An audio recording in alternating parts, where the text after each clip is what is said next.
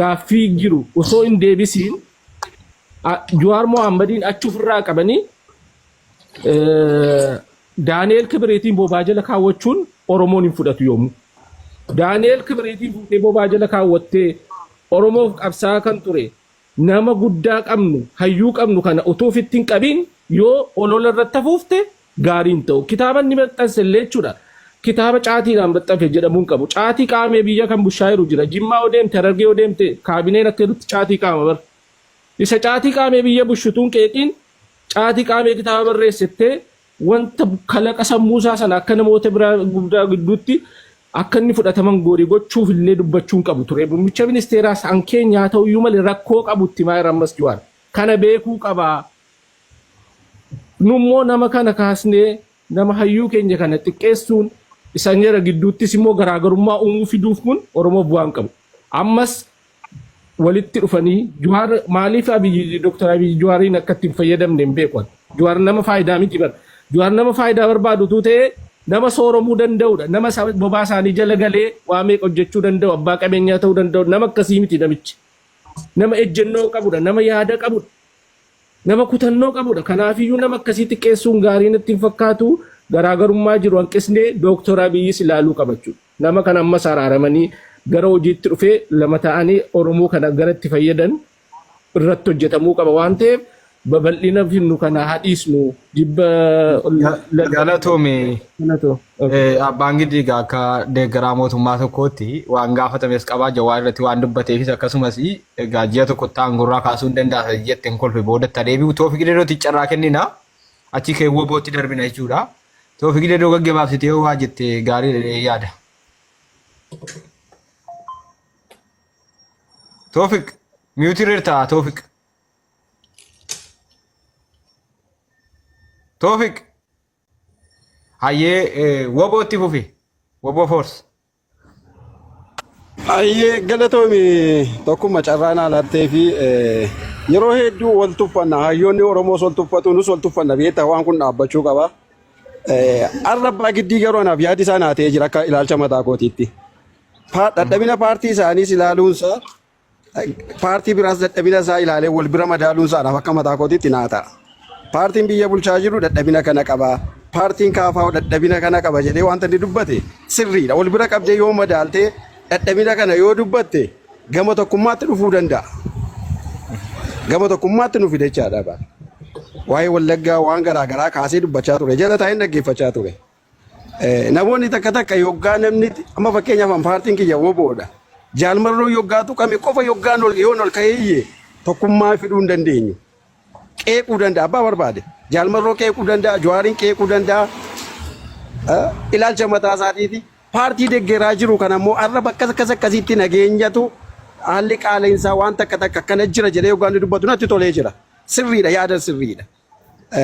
Garuu ani kan gaaffii qabu abbaa giddii irraa miti. Yaada abbaa giddii naa ta'ee jira. Maammee kanarraan gaaffii qaban ture.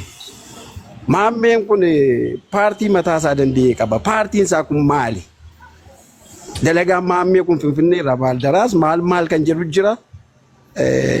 Duriyyoota akka kootiitu bakka itti wal ga'anii jimaa qamaanii shiishaa dhuganii namoo paartiin sun maali naa galuu dide. Yaada kanan qaba abbaa giddii karaa inni jiru sirriidha. Yaada wal mormuun akkana bal'isuun hedduu natti tolee galatoomi sirraan gabaabsaa nama hedduu jira.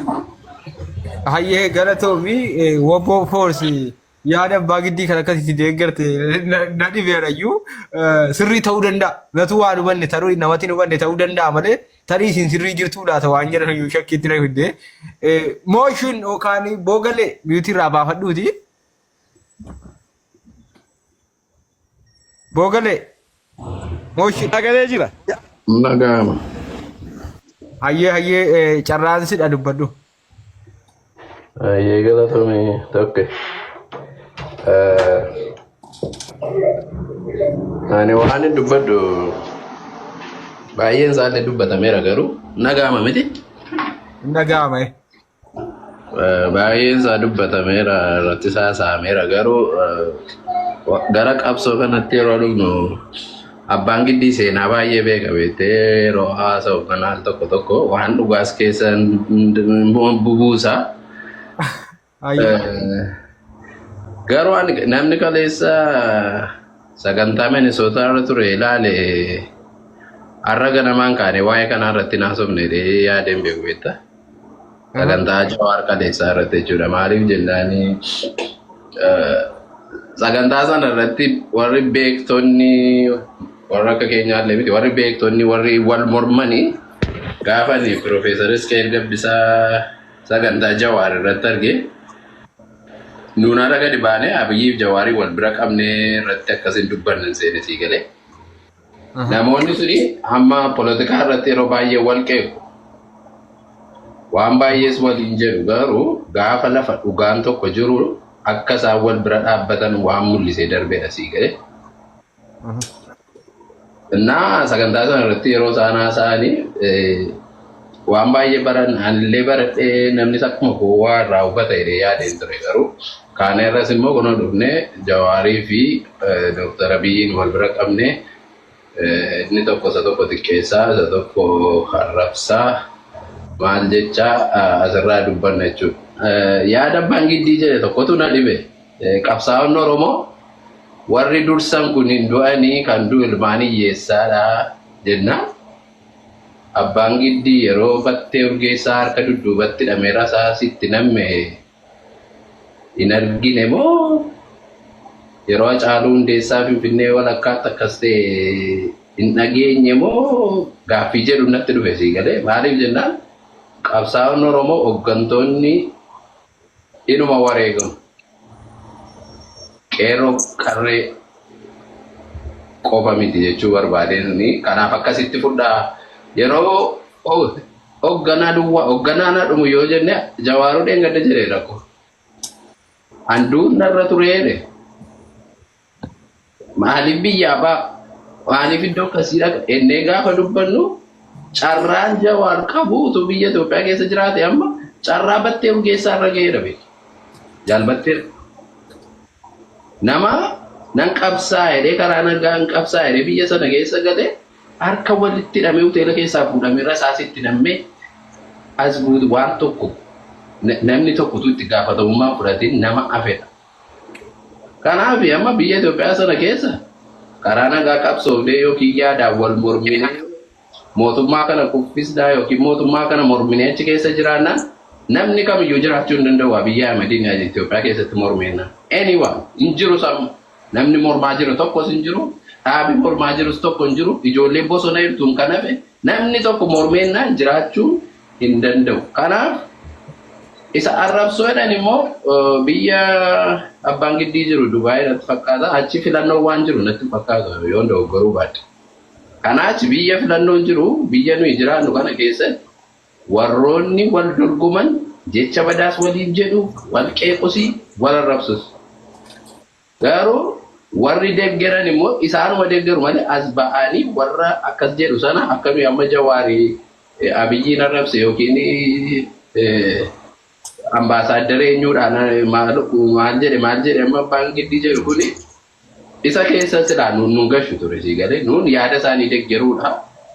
Namni deeggaru inni mormuudha malee sababa nakkeedhee fi anasii kee Jawaarii yookiin Abiyyi Ahmedii xiqqeessu yookiin arrabsuu nurra hin jiraatu. Maaliif jennaan kun addunyaa poolitikaa kamirra iyyuu jira. Warri poolitikaa waliin jedhu jecha baay'ee. Warri nuyi asii biyya nuyi jiru kanatti waliin jedhu mormitoonni. Garuu deeggartoonni duukaa bu'anii warra mormitoota sana jechuun warra hooggananiitti asii olii isaanii xiqqeessu hin godhanis. So kanarraa waa hubachuun nurra jira malee dirqama immoo biyya keessa taa'ee jawaarduu qaba yookiin immoo ati biyyan jirtu anumaan illee ati iyyuu biyyan jirtu naan jechuu danda'a jechuudha. Namni tokko abba on this time mormaan tokko biyya Itoophiyaa sana keessa Abiyyi Ahmediin kan mormu jiru. Warri galan eessa jiru yeroo keenya haasofnu amanuuni Jawaar maaliif biyyaa ba'e waggaa lama eessa ture illee yeroo haasofnu warri biyya sana keessa jiran eessa jiru maal gochaa jiru warri karaa nagaa dorgomne jiran hundumtuu hidhamee miti mana isaa keessa kan taa'aa jiru. Waan sana hubachuun nurra jira. Reyaalitii jirudha. Yoo danda'ame mootummaa illee dhiibamee warri mormanis dhiibamanii akka isaan tokko godhan yeroo hundumaa waan kana irratti dubbata irratti hojjechuudha malee maaliif akkas goona maaliif biyyaa ba'a maal jennee asirratti walitti hintinii ta'uu ni gaarii miti jedhani. Galatoomii. Galatoomii Fogalee dhamaansi waalamaa asii mooshin jettee tanatti fakkaata waan dubbisuu dogoggoresi. Baga galatoomii yaaduma gaarii kaafteeti yaadni kee yeroo hunda naaf ta'a. Yaadota nagaaratti fuulleffatta yeroo hedduu waan ta'eef yaada kee sirriitti deeggara. Tapha qaafaniin carraa kennaa abbaan giddiisi qophaa'aa jira hawwiin isa mallee abiyyi raayiksii kaaftee eenyuun jenne garuu akkatti mootummaa mormuun akkasitti paartii mormuu ta'uun dhiiga akka ta'uusanii sirriidha waan jedhamus booda laallaa tapha qaatti fufa. Ayyee galatoomii ta'u tokko hundi keessanuu salaamataa jedheera. Maali beektaa amma rakkinni guddaan amma jiru amma haalaan mana kana keessa rakkinni annatti mul'atu maali yoo naan jette understandingii wayii dhabuudha. Understanding waa hubannoo wayii waan wayii irratti dhabuudha. Dhimma dimokiraasiidhaan wal qabate waan jiru irratti maali inni dimokiraasiin akkamitti hojjetaa dimokiraasiin wal qeequu jechuun maal jechuudha dhimma jedhu irratti waa dhabuudha. Yaa'eennu mindinoo general knowledge maaxaat no odeeffannoo yookaan hubannoo wayii dhabuudha akka wanni nu jedhetti akka motion kaasetti.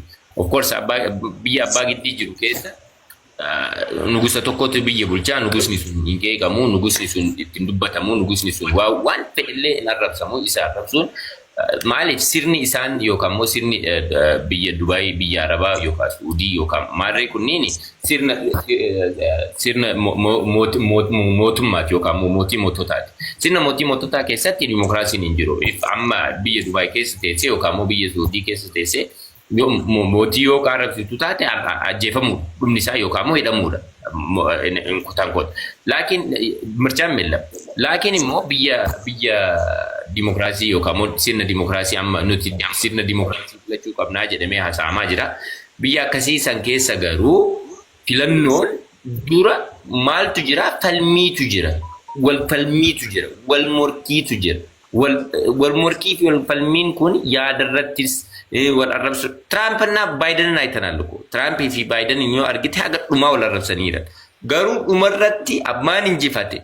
Kun kan keetii waliin jedhanii dhimma Ameerikaadhaatti dhimma tokko isaan godhu irratti. By the way even dhimma sharrii irratti hundi isaaniiyyuu tokkuma.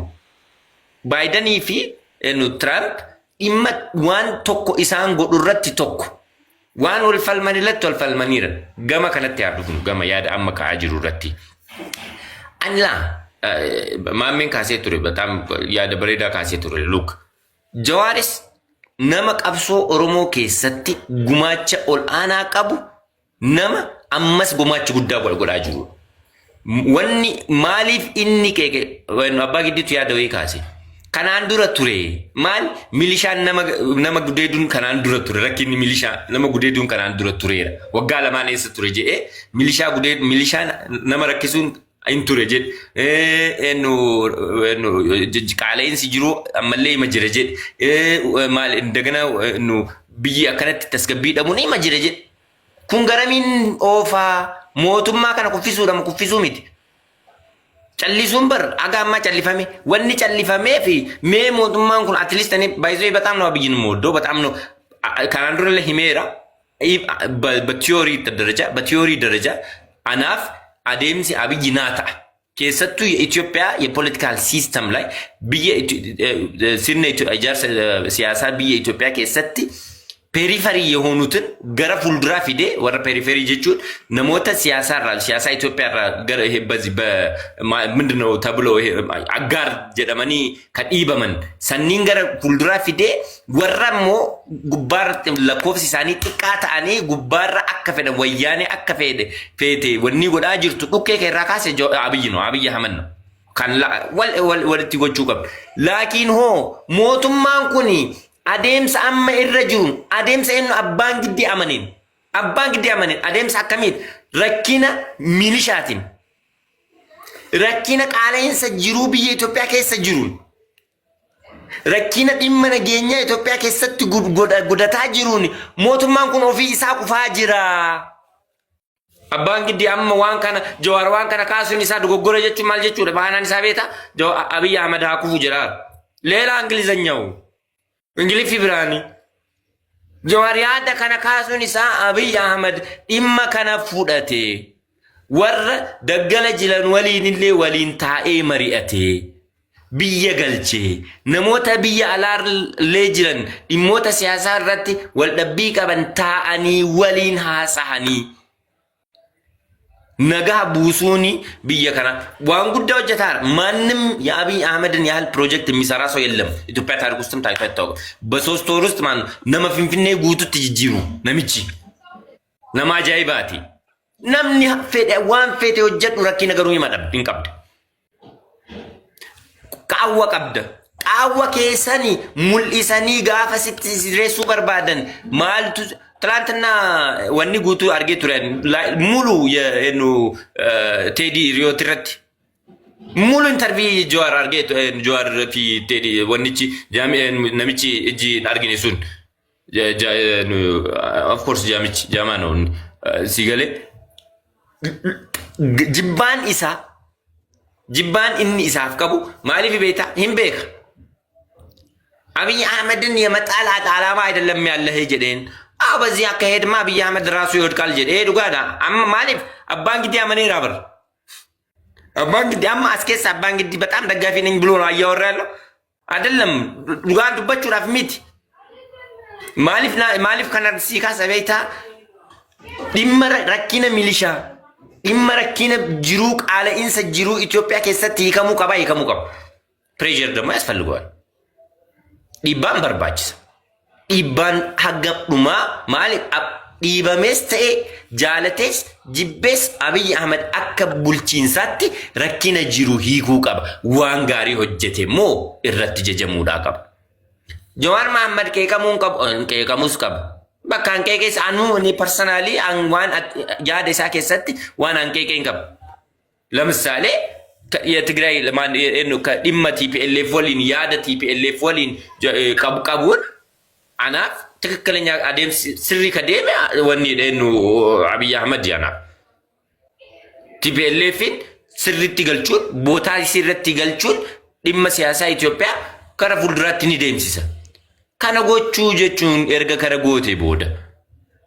garuu anaa fi ana qofatu taanaani biyyi kufaatitti dhufa በዚህ በኩል እኔም አልደግፍም ነው ያን ይሄ ቀን ከባብ ሲዮ ደሪሰ ዲፈም ገለቶሚ ሀዊን ገባብ ዘዋ የቱ ማሜ ዋና ፊ አባግዲ ዋንጋ ፈቾ ደን ጥሙራ አባግዲ ትገኒና አባግዲ ዋደ ኖ ፍርካ ቀዋንተ ተሪ ደቂቃ ደበረቹ ሰዓቲ ፈቹ ደንዳ ከናፊ ሀዊ ገባብ ሲቲ ዋና ጀንዳ ኬኛ ወል ቀብሲሱ hiriira mormii sirratti ba'amaa jira sumaanii tokkoffaa arrabsoon dhiigaan cuubanii miti tariiti sila akkaataan qabsoo keetii kun waraana bilisummaa Oromoo waan bakka bu'uuratti hin fakkaatu piroofaayilii akkas goote garuu fedhii keetii yaaduma hin jedhe malee dirqama kana gochuu qabda jechuu barbaadee miti garuu akkaataan adeemsaa hin deeggaraa jedhetanii hawwi miyuutii irraa baafadhu waan dubbatti dubbadhu gabaabsiiti. Okay. Nan dubbada rakkoon hin jiru laade ela dhugaarraa waliif hin ka'anii barcumarraa waliif ka'u ati faarsii bulii ani immoo dhugaa bakka dhugaan jirtuun dhaabbadha. Faarsee bulaan no dhaggeeffadhu ka no ani mee dhugu ela woo gaarra gaa dhugaa. Akka mootummaa kana aangoorraa kaasuun waan beekuuf hin mormu. No dhaggeeffadhu obboleessatti yaa dhaggeeffadhu. Laal amma ganda tokkotti galee jira dhugaan nu dubbisu kan namee mootummaa kana deeggaraa jiru ganda tokkotti galee jira hunduu gandi kuta ganda kam maarifattati ganda kam maarifatti ka tokko maansin ka bajaa dhugaa rabbi ati bar rakkoon gee muddaa maali waan bakka large waan dhaggeeffanne maa jarjarta no wannan fakkeessin hin fakkaasinatti jechuun waan hin fakkaatu eechi dhaggeeffadhu ka ganda kabettee tabiti ayyana dhaggeeffadhu galatoomi labeeti laali muhiti godhi dirqami muhiti godhutuma sididu laala amma dubbiin babbareedaa jira amma gagamtaleera maaliif akkasin deeggartanillee booddee erga wal calalee ka'ee booruun erga calalee ka'ee tiyyi adda ba'an girdaannii fi qammaddiin amma Oromoon yeroo mootummaa kanarraa dubbataa jiru waan ganda jimmatti dhalateef yookaan waan jimma ta'eef miti gocha isaati gochi isaa immoo gocha mootummoota dhufanii mililikirraa kaasee dargiirraa kaasee mangeerraa kaasee dhiisi ballasaa dhiisi mootummoota dhufaa darbaa keessa kan eenyuun itti moggaafne kan eenyuun itti qixxeessine ilmaan Oromoo irratti raawwate ilmaan Oromoo irratti raawwachuu irra darbee sababii mootummaa kanaatti qaaneffannee jirra Oromoo afaan Oromoo dubbachuuf because imbena abiyyi gaafa by the way gaafa intini fudhatu ani haadha kootiin hamaara jedhee arraba isaa dubbate abbaan immoo nan guddisee intelligent asaddakkunyi jedhee imbena sababii eenyutti Oromummaa OPDO'n kan wala ali karakkoon maana kantaati maal godara gaafattuyi no jechuudha amma fakkeenyaaf dirqamaan siyaasa kana fudhu dirqamaan siyaasa kana dhiisi waan jedhu siyaasaan akkas goone irraa jedhan sana utuu dhiifte gaariin ta'u amma deemsi kee kuni waraanuma adda bilisummaa Oromootiin fudhatamu adeemsi kee kun wama sirriin tokko hin jiru. Maal adda bilisummaa Oromoo si bira si geessan adda bilisummaa Oromoodha jedhee raane obboleessitee deeggartuudha malee waraana bilisummaa Oromoo miti adeemu. Biyya Arabaa keessa taa'een ani shaqaalaadha obboleessitee maalaa softaati maalaa saartaati. Adeemsa kee amma biyya Oromoo miti yoo jette eenyuun isirraa fudhatume. Biyya Oromoo miti eenyuun isirraa fudhatu. Arraba saa injenne yeroo intini fudhatu injenne maala saartaati interview te yeroo maal maqaan isaa hawwi tasgabbaa maana qabdu dubbadhu mirgi koo eegamu dubartii bitee mirgi koo eegamu sammuu jibbiinsaa guutamee amansiisuu barbaachuu danda'a.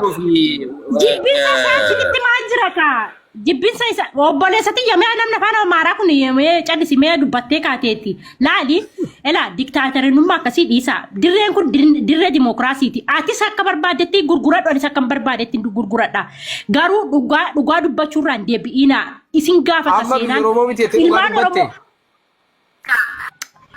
laali maali tokkuma maal taateeti garuu nama barateedha miti. Nama barate yoo ta'e akkamitti dubbate soba gootee irraa sobduu irra darbanii natti ulfaate. Kaminni soba dubbadhe fidi kaminni soba dubbate. Yeroo miti gaafa jettu saalfattu. Arraba isaa dubbate gaafa intini fudhate gaafa bannaate Amaaraanoo baabbaate dammoo Oromoo jedhee dubbate hin dubbanne jechaa taati interview isa si fidu. Fidi. Maal asaartaati? Fidi. Hayyee. La Oromo jara Kenya eshi nam bira waan jette sana fidi awa Oromo shawata wallahi la sobde ela dhaggeeffatu kum ani baay'een si kabajan ture baay'ee dhugaa rabbi akka boolisooti si yeroo ati sobdu gaafa intini fudhate sana yeroo sana interview te arraba isaa dubbate yoo hin dubbanne jette ofitti qaaneffadha jara Kenya arraba isaa dubbate akkasin jenne tokkoffaa dhagayi ilma Ahmad miti jedhaa jirta nama interview ta'e sana bar nan guddise jedhaa rabbaan jedheetti bar maal akkamitti maal xiqqoo siibii asitti dhagaamu isammoo anas miti kan jedheen ilana jala gadi buutanii namni 600 abbaan yeroo inni akka ilmoo kootiittiin guddise ilmoo koo irraa adda baaseen guddifne yeroo inni jedhu sagalee isaa jira sagalee abbaa jira gadi bu'ii dhaggeeffadhu buusee jennaan naannoo nama 30 wayiitti dhaggeeffate gadda rakkoo waa wachuu dhabu akka hin jiru gara dhimma koo ani lala dhagay gara dhimma koo sitti waasii galchaa deema rakkoo waa hubannoo dhabuu keeti dhagay gaazexeessaan gaafate sun interviewun godhame garaagarummaan isin inni muummicha ministeeraa ijoollee keessan keessaa ta'e ilaalchi isin isa sanaaf qabdanuuf ijoollee kaanii qabdanu gargariidha si galee hubannoo dhabuu keetii xiqqoo si kanatti si geesse malee isa sana sa muummicha ministeeraa ta'eef ijoollota keessa warra kaanii ilaalcha garaagaraa qabdu moo ilaalcha tokko qabdu jennaan warruma kaaniin wal qixa qaba ilaalcha addatti hin qabuudha si galee rakkoo waa hubannoo dhabuu fi bakka mormii qofa dhaabbachuuf akkanatti fudhatte malee interview sana guutuu hin ilaalle bakka jibbitu qofa fudhatte waan ta'eef. Abbaan isaa jenne jechaa jirtaati qoy abiyyiin tokkoffaa abiyyiin abbaan koo Amaaraa haati koo maannoo haati koo Amaara abbaan koo Oromoodhaan hin jenne jechaa jirta tokko ammas immoo deebitee aliin na dhaggeeffadhu aliini obbo aliin akka mucaa kootiittiin guddise mucaa ijoollee koo irraa adda baaseen guddifne jechaa jirta laala Oromoo dhaggeeffadhaa namni 700 jala jirtan. Amada limiti abiyyi koy. Ela. Idimee lammaa magarsaa jedha xumureen jira. Idimee lammaa magarsaa jedha hundumti keessaniyyuu. Sii gala jedhee yaada deebiin kun sii deebi'eera. Idimee lammaa magarsaa.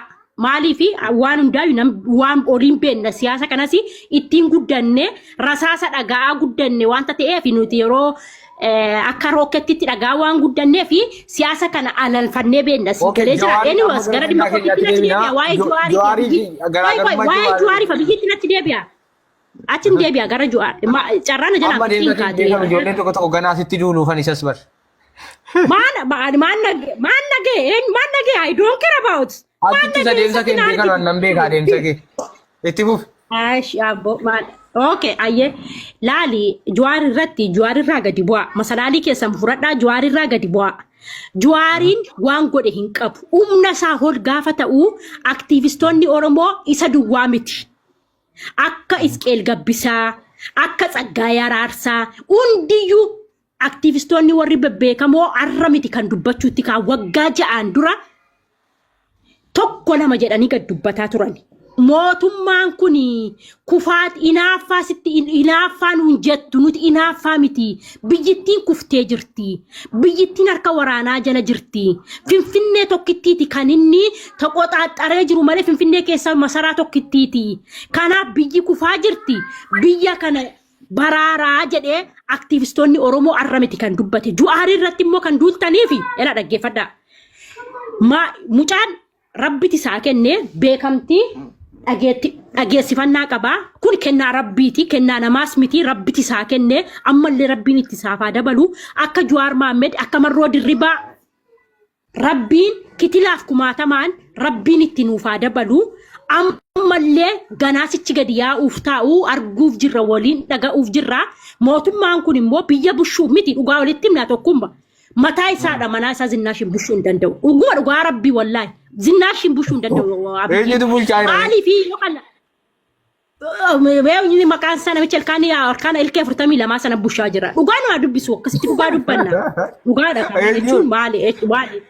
Eenyu namichi ilkee 42 43 sun yoo maqaan asirra jalatti naa xaafa maqaa isaan waamuwan. So kanaafi Abba deemsa kana. Maali fariifattaati? Ma obboleessatiyya maal taate maali? Cakkala ila rasaasa uummanni Oromoo rasaasa danda'aa jira. Dhagai rasaasa danda'aa jira. Kana danda'aa ta'a callisaati. Ilaal. No, uummanni Oromoo kanaan. Tigireetiyya. Akka gootu. Lakkoon keessan kana. Oromummaa isinti namaa kennaa. Ati maali? Afaan Amaaranyaatiin kan barreeffatte. Ati faannoon, ati immoo faannoo ani Tigireedha miti Tigirummaa kootti. Oromoo ofiin dhaabbadha. Ayyee tokkummaa caba dabaree naa kennita. Isanis yaada kee xumuri. Isanis yaada kee xumuri. Kana dhaggeeffadhaa isinitti himaati. Laali Jawaar irraa gadi bu'aa. Jawaarii waan balleesse tokko hin qabu. Uummataaf sagalee ta'aa jira. Uummanni Oromoo lafarraa duguugamaa jira. Jimma keessatti bar osoo isin mootummaa kana akka malaayikaa Jibriilitti ilaaltanii ilmaan 5 gibee lafarra harkifamanii mana horiin itti qalamu keessatti walitti guuranii walitti qalaa jiru. Isin garuu asirraa mootummaa kana jechaa jirtu. Bakka keessan sinitti qaaneffanne, bakka keessan sinitti saalfanne sinii galee jira. Wallagga yookaan Arsii yookaan Harargee yookaan Shawaa yookaan Walloo miti kan dhumataa jiru. Hunduu dhumataa jira. Mootummaan kun immoo hin barbaachisu gorsisisarra darbee jira. Waggaa 6 oliif gorfameera. Oromoon gorseera, ayyuun Oromoo gorseera. Biyyittiin kufaa jirti. Nu harkaa baasaa jirta. Dhiiga qeerroo Oromoo kitilaaf kumaatamaan dhangala'een as galte. Dhiisi uummata Oromoo lafarraan duguugiin, uummata Oromoo ajjeesiin jennaan namichi fayyaa hin qabu dhagaa sin jiru. Dhiigni Oromoo samacheesseera. Kanaafi waan abiyyiin ta'u walumaan teenye ilaalla. Ammoo waa'ee Sumaalee waasi gaafadha kan xumuraa. Abiyyi kun aangorraa kaasuu hin dandeenye jettee yaaddaa?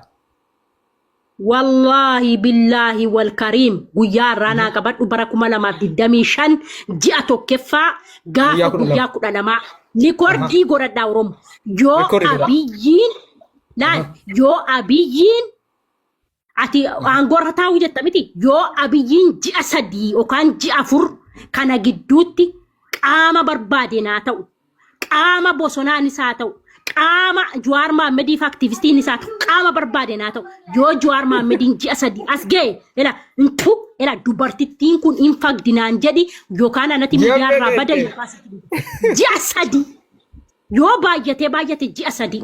Kana qabadho ana siin jechaa jira. Si galee jira. Maaliif? No akka takka kolfitu dhaga'i. Laali. Tokkummaa dhaggeeffadhu. Laali.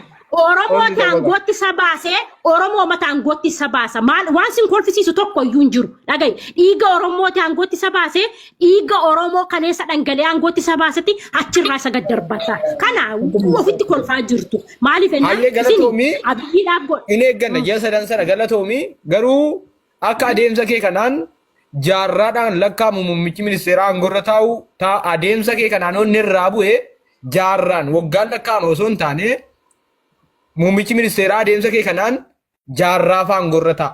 Jaarraa hanga lubbuun isaa jirutti akka adeemsa kee kanaan adeemsatti amma dubbatte kanaan jechuudha. Naamani adeemsa amma dubbatte kanaan muummichi ministeeraa aangorraa ka'uu miti xiqqoo siyaasiifachi hin jedhu. Isa kanaafi pirezidaantii maammeef wantan dubbadhu abbaa giddii waa gaafadhee ture yoo yaadataa jiraate gaafatu abbaa giddiitti ol darba jechuudha. President. Baay'ee ulfaadhaa galatoomaa waan carraanaa kennitanii fi ijoolleen miira keessaa bahaa yeroo waa dubbattanu nama guddaa waliin yeroo dhuftan yookaan yoo waa isaan beekne dhaggeeffadhaa. Abbaan kee dhame. Waa itti dubbadhu. Abbaan giddiin ergaa jira. Abbaa giddii miyuutii irraa baasi. Okay, dhagaa jira kunuuti. Ayyee. Mee fakkeenyaaf waan tokko ittiin gaafadhaa. Ati nama siyaasaati siyaasa danuun beekaa jettee waa lama wanta si gaafadhu tokkoffaa Tigree akka sana jechuudhaan qeerroof qarree akka sana duguugdee fixxee jechuudhaan takkaasii jara qeequun arginu hindoom jara deeggaruu firii Tigree yeroo itti dhageera.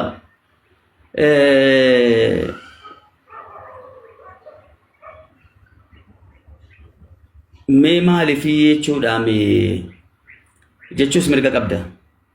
Mee Tigreedhaa gadi sii ta'ee Jawaar tokko kana lammaffaa gaaffiin koo ati nama siyaasaa bilchina yoo qabaatte mee waan tokko explain isinii godha. Fakkeenyaaf amma namoonni danuu namoonni baay'een akka nama siyaasaatti akka nama leedara hoggana paartii culullee tokkotti waan tokko clear isinii godha. Fakkeenyaaf obbo Jawaarii waa sadii mootummaan kun akkas dubbatee ka'ee waa sadii jedhe tokkoffaa namoonni itti dhiyaatan fonqolchuu lammaffaa akkas sadaffaa akkas jedhee kaa'e. Sanatu nama danuu miira keessa galche. Na Dr. Abiy Ahmed miti maammee mana inni kireeffatee jiraatu sanarraa jechuudhaan isa haala kanaan mana sanaa baafnaa jedhee yeroo namni natti himu akka mana kanaa hin baane tooftaan hojjetadha.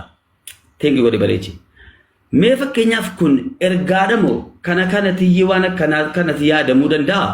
Of eeggadhu, cimsadhu, ergaa jedhu qabamoo jibbaa qaba itti yaadamee dhuguma nama siyaasaa yoo taate. Isinii galeera gaaffiin koo. Yoo Dr. Abiyyiin cimsu akka inni of eeggatu gochuu yoo ta'e malee karaa biraatiin akkamitti yaaduu yaaddan jechuun siyaasa isa keessaniitu nuun galle. Waa sadii jedhe sila miira keessa galee dubbate abbaan giddii. Ingidee nama siyaasaati. Wanti sadan sun namoonni itti dhiyaatan geera fonqolchuu maal jechuu. Yeroo inni akkana dubbatu Dr. Abiy waan kana cimsee eeggatamoo akka rakkoon irra hin geenye moo callumeedhee ilaalettee yaadda. Kanaafuu siyaasni isiniin galle. Siyaasa jechuun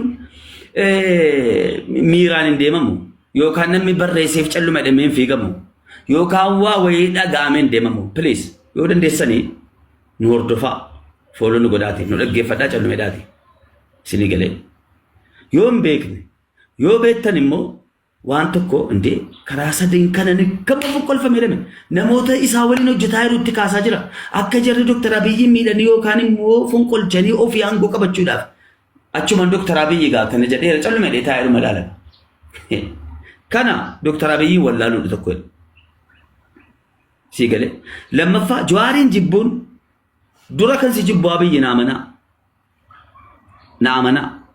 Maaliif jedhe isee guyyaa tokko dubbanna. Tiingi godhaa galatoomaa. Egaa abbaa giddii wal qabsiisii yaada pirezidaantii maammees dabalii xiqqoo si tapha carraa dhiifaanuu goota abbaa giddii waan ta'eef isumatti deebina. Tureera waan ta'eef namoonni mucaan baay'ee tokkollee waa si gaafataa ture. Kana wal qabsiiftee gaa pirezidaantii Maamminis akka siyaasa hin beektan jedhu wal qabsiiseeti isinumaan jedhaa jira nama biraa fakkeessu malee. Walumaa galatti waan dubbattu itti fufi yaada kee. Ana bira jirtaami? Abbaa Giddee. Hayyee walumaa galatti wanti amma Maammin kaases yaadonni tokko tokko ka'anis Abiyyi akka jedhu ka jedhudha walumaa galatti. Yaanni ka'aa jiru waan akkasiiti. Tokko sirriitti hin dhaggeeffatanu natti fakkaata. Waan dubbatus sirriitti hin dhaga'anu tokko kana. Lammaffaa wal jala waan wal dhahee jira. Jawaar waltajjii adda addaarratti jala sararee ka'emaa jiru Abiyyi irraa abdii kutadheera siin jedhaara. Takka kana qabe. Kana jechuun Abiyyiin sirraawu nama gorsa dhaga'u miti jedhaa jira. Waltajjii adda addaarratti. Warri deeggartoonni immoo Jawaar isa durii fi inni amma wal harkaa rukuteera beektaa. Akka Jawaar isa aktivistii sanaatti ilaalaa jiru. Kanaafi amma kana mormu tokko adeemsichi sirrii miti. Jawaar kaafaa'oodha, paartii kaafaa'oodha. Deeggartoota Jawaar sammuu jaraa keessa kaafaa'oo kan jedhamu sammuu jaraa keessa hin jiru baay'ee. Jawaaruma jira malee kaafaa'oon ti jedhamu paartiin akka jiru hin beekan. Namuma gaafa inni amma kaafaa'oo keessa jirami gaafa qee badhaadhina gale badhaadhina galu. Gaafa inni ka'ee abaa'oo yoo ta'e abaa'ootti galu. Gaafa inni kaafaa'oo akkas deemu laa. Adeemsi kun amma dura nu miidheera. Fakkeenya xiqqoo tokkoon si kaasa yeroon Harar jiru maalan argee hospitaal kiliinikoonni hedduun magaalaa Harar keessa maqaa dhuunfaatiin banama. Fakkeenyaaf Dr. Ayyala jennaan amma du'eera namichi suni speeshaalistii gadaameessaati. Akka malee beekamaadhaan namoonni Harargee waa'ee dhimma gadaameessaa wal qabsiisee Dr. Ayyala malee bira malee hin deeman. Doktaroonni iddoo Harargee keessatti waa gartee maqaa jaraatiin banatanu kiliinika. Gaafa Dr. Ayyalan duusan akka dingataa du'e Dirreedawaa keessatti dhimma ofiitiif deemee jechuudha. Magaalli ufee ulfii meeqa achi keessatti taa'aa turan nahanii bittinnaanii deeman kiliinikni guyyaa sana cufame. Sila manni sun ugguu ijaaramu sila. Dr. Ayyalan maqaa isaa beeksisuu dhiisee maqaa kiliinikichaa sila barsiisee haati manaasaa hakima biraa keessa fiddee dalagdi itti fufa kaampaaniin sun. Sigalee ijoollee isitti guddifatti. Garuu waan maqaa isaa qofa jiruuf sammuu namaa keessa gaafa inni du'e uummanni mana sanarraa qaxxe jedhee dhaabbate. Maaliifin kana sii kaase beektaa? Dogoggora tokko jenneerra hundi keenya. Jawaar jennee osoo uummanni dhiisiin galiin osoo jedhamu sa'aatii malee saa Oromoo gargaaruu Oromoo fayyaduu danda'u ol ka'ee fiigee biyya gale. Biyya gallaan immoo siyaasni biyya keessaa siyaasa shiraati. Shira sana taphachuu hin dandeenye sakaalamee hafe. Achiin qabsoon Oromoo bakka galtee achi buteen dhabame. Haadhas ka deeggaraa jirru paartiidha moo nama dhuunfaa deeggaraa jirra. Paartii jala yoo deemne Jawaar darbus paartiin sun ni jira hoogganaa jijjiirrata. Sigalee paartii sana jala deemtu. Warruma Jawaar deeggartoota Jawaariin hin jedhaa jiran.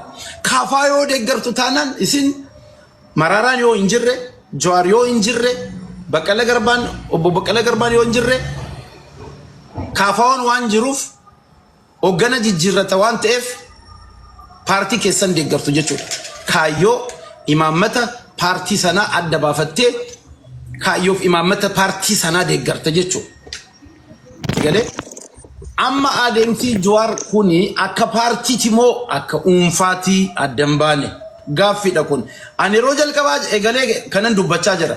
Umar Suleemaan illee naa gaafate kanallee nama tokko isa Oromoon kan dhimma kanatti kaase jechuudha. Gaafatamuu qabaam intee. Maaliif gaafattuu maaliif qeeqxuu kun waan ajaa'ibaatiin. Dhiiga ilmaan Oromoo kumaatamaan harka isaa jiram. Yeroo inni gaggeessaa ture sana yeroo wayyaanee aangorraa qabne Jawaar gadi baa jennaan gadi baanee galaa jennaan gallee waan hunda harkaa fuunee facaafnee maal jennee ijoollee meeqatu wareegamte. Hisaabni sun tooraan hedduu qaba. Kanarraa bu'aan argame maali? Rakkoon maali? Rakkoo keessa yoo seenne immoo rakkoo kana keessa akkamitti seenuu dandeenye? So you see, silaa ka inni Dr. Abiyyiin gargaaruu danda'u. Silaa inni Dr. Abiyyiin akka malee cimsuu ka danda'u akka dantaa Oromootti silaa inni biyyan galle yeroo sana silaa inni Minisootaatti tafe achi taa'ee qeerroo akkuma ibidda sanaan osoo giimiin sun hin dhaamin kallattii itti agarsiisaa ugguba bakka jarri balleessanitti no bakka jarri tolchanitti bravo jedha akkasitti silaa gaggeesse har'a as teenyee kanan dubbannu Habiibi as teenyee kanan dubbannu galuunsaa harki miilli hidhamee lafa taa'e san qofaa miti akka inni dubbanne qofa osoo hin ta'in qaamumaanuu mana hidhaa gale isa mana hidhaa keessaa baasuudhaaf ijoollee meeqa dhumte. Akkamitti kana oodiit hin gootu oodiit godhamuu qaba gaafatamuu qaba waan kanarra takka kana laa eenyu tokko miira keessa seenee natti fakkaatu yookiin abjuu isaatiin ta'uu danda'a Dr. Abiyyiin ji'a tokkotti kaafna ka jedhe kan na gobalchise Aangorraa ni kaa'ette isaa jara ilaa amma jabaadha Dr. Abiy kadasi anu akka keessanii yaadan ture duraan illa namni fullisa ugaadha bar jarri dhuguma jedhaa jiru fullisa gulaaltu akkas fakkaata laafaa wayii fakkaata beektaa Oromoon qabsaa akkasii argatee iyyuu beeku si galee Wait Khalid Habibi ammas Abiyyiin hin beektanu jechuudha Abiy nama cimaarraa cimaa isa maayyii isa macarrashaati la Okay miiraan amma baagiddi yeroo Miiraan miti kan dubbachaa jiran waan lafarra jiru dubbachisitti dubbachaa jiru waa'ee kaafaa dubbadheera waa'ee arrabsooti kan ka'e jibbaa ammas na amana Dr. Abiy Rais Jawaar Rais jibbaa hin qabu ittiin hin boona lammanu akka Oromoo tokkotti garuu lammanu bakka rakkoon jiru nan qeeqa nan deeggara Jawaarin deeggaruu qofa osoo hin ta'in Tigreerraa asir caalee moo ምናምን naan jedhee ture sila haga Jawaar mana hidhaa keessaa bahutti falmadheera Jawaariif guyyaa inni mana hidhaarraa baase ka'e kan wayyaanee is duraanuu dura osoo kana Jawaaruu na beekaa bara wayyaanee sana keessaan wal beeknaa erga inni mana hidhaa galee immoo erga Oromoon immoo pidiyoon erga aangoo qabattes kaasee rakkoo Hacaaluurraan kan ka'e xiiqii sanaan jarri Jawaar waan hidhamaniif ana qofa osoo hin ta'in Oromoon hundi wayyaanee deeggareera gaafa humni keenya laaffatu qeerroodhaan jajjabeessine qeerroo kakkaafne qeerroon xaaxaa godhamtee bannaan deeggarreerra sigalee guyyaa Jawaar hiikameerraa kaasee takka ampoostii ko Facebook irratti wanta maxxanse hundi ni jira wanta dubbadhes wanta barreesses hundi ni jira qixxee ilaaluu dandeessa guyyaa Jawaar hiikameerraa kaasee Dr. Abiyyiin akkamii nagaadha jedheeyyuu hin beeku erga hiikame booda maaliif miidhamuu hin qabuudhaaf galee foon lafa buutee waa fuutu malee ol hin kaatuudhaaf galtee foon lafa bu'e waa fuudhu malee hin kaasu yookiin biyyeellee taatu awwaarallee